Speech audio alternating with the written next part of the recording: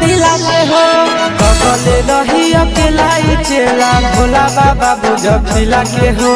कबले रही अकेला चेला भोला बाबा बुझिला के हो देव घर एलिया जम्मू जिला से हो छोड़ी दिला लगा जम्मू दिला से हो देव घर एलिया बांका जिला से हो छोड़ी दिला लगा जम्मू दिला से हो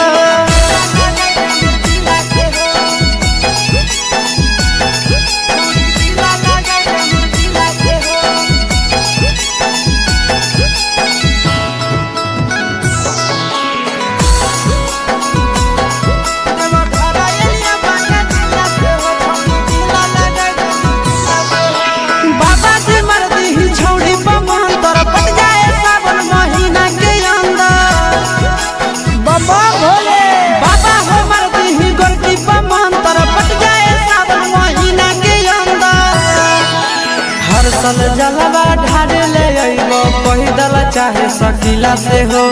हर सल जलवा ढारे ले अइबो पैदल चाहे सकीला से हो देव घर एलिया जम्मू जिला से हो छोड़ी दिला लगा जम्मू दिला से